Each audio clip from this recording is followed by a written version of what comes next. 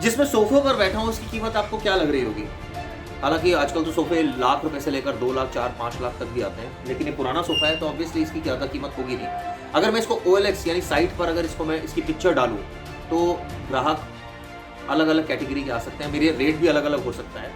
तो ऐसे में इसका रेट जजमेंट तो मैं ही करूँगा, और अगर कोई जो भी इच्छुक अगर कस्टमर होगा, हम दोनों की अगर डील होती है और वो मेरे अकाउंट में 2 रुपये डाल देता है और मैं इससे सेटिस्फाइड हुआ तो कि जो जेन्युइन कस्टमर है मेरे साथ जो जुड़ रहा है, और अचानक 2 रुपये के चक्कर में मेरे 35,000 रुपये गायब हो जाते हैं, ये ठगी हुई है।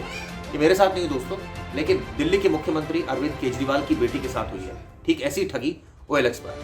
पूरी खबर मैं आपको दिखाऊंगा। मेरे साथ मेरे वरिष्ठ सहयोगी मणिदीप शर्मा भी जुड़ेंगे, आपको डिटेल बताएंगे और ये बताएंगे किस तरह से गोरख धंधा जो है वो चल रहा है OLX साइट के। तो दोस्तों चौंक गए आप, मैं भी चौंक गया था जब ये खबर मैंने देखी। दिल्ली के CM अरविंद केजरीवाल, उनकी बेटी ने एक सोफा सेट उनके घर में है, उसको बेचने के लिए बाकायदा OLX साइट पर उसकी पिक्चर अपलोड की, ग्राहक आया। अब ऐसे में डील फाइनलाइज हुई, 34 से 35,000 रुपये का वो सोफा जो है बेचने को जो CM की बेटी थी वो राजी हो गई। ऐसे में 2 रुपये उसने अकाउंट में डाले, आरोपी ने। CM की बेटी को एक तरह से कहा जाए विश्वास हो गया। उसके बाद उसने बाकायदा एक QR कोड जो है वो भेजा, और जैसे ही QR कोड उनकी बेटी ने स्कैन किया, उनके अकाउंट से पैसे कट गए। और एक बार नहीं दोस्तों, 2 बार। ये पूरा मामला है, मामले की जांच की जा रही है, सिविल लाइन थाने पुलिस मामले की जांच कर रही है। मेरे साथ मेरे वरिष्ठ सहयोगी मणिदीप शर्मा ही मौजूद है। मणिदीप, ये जो ट्रेंड है, ये जो हम डिस्कस कर रहे हैं, अभी तो फिलहाल CM की बेटी के साथ ही हुआ है, ये आपके साथ भी हुआ था एक बार आपके रिश्तेदार के साथ। आप मुझे बताओ पूरी खबर क्या थी? जी देखिए, अब चूंकि खास आदमी के घर में ये हो गया है और हम लोग तो आम आदमी हैं, तो हमारे साथ ये हुआ है वाकया आपके दर्शकों को हम लोग बताना चाहेंगे कि अब से तकरीबन 6 महीने पहले की बात है। उस समय कोरोना काल शुरू हुआ, तो डिजिटल इंडिया की जो मुहिम है इसके अपने कुछ एक फ़ायदे हैं, कुछ एक तो अपने नुकसान भी हैं।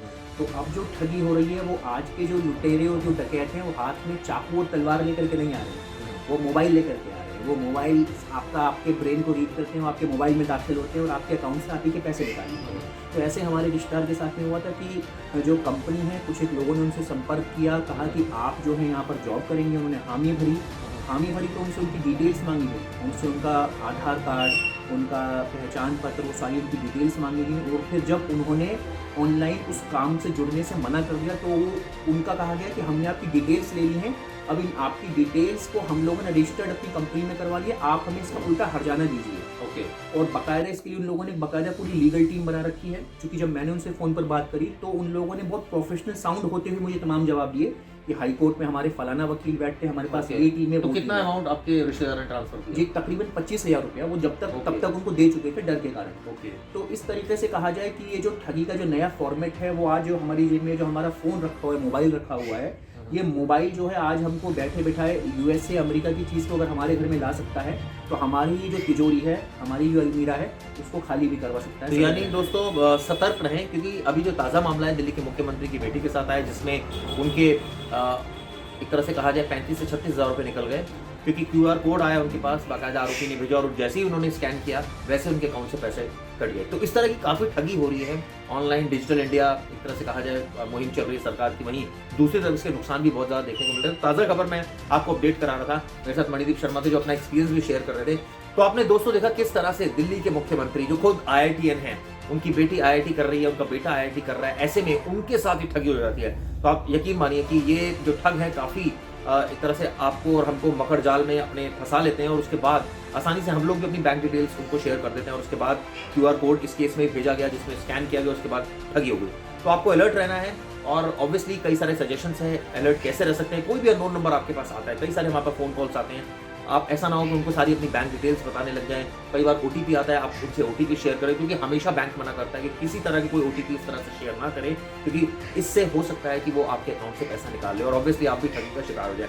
हमारी कई वरिष्ठ अधिकारियों से भी लगातार बात होती रहती है, और दिल्ली पुलिस ने बाकायदा दोस्तों साइबर सेल का गठन कर रखा है जो इस पर लगातार वर्क कर रही है। तो ऐसे में अलर्ट रहना है और इस बात का ध्यान रखना है कि अगर इस तरह की कोई भी शिकायत आपके पास हो, कोई आपके साथ कुछ इस तरह की ठगी हुई, तो हमारे क्राइम रिपोर्टर पेज पर आप लिख सकते हैं, बता सकते हैं हमको, हम आपकी केस को भी उठाएंगे दोस्तों, और यकीन मानिए आपको भी बुलाएंगे, ताकि एक आपकी जो आपके साथ ठगी हुई है वो लोगों को पता लगे और ऑब्वियसली दूसरे लोग अलर्ट हो और आपकी जो केस है उसको सॉल्व करने की भी तमाम कोशिशें करेंगे।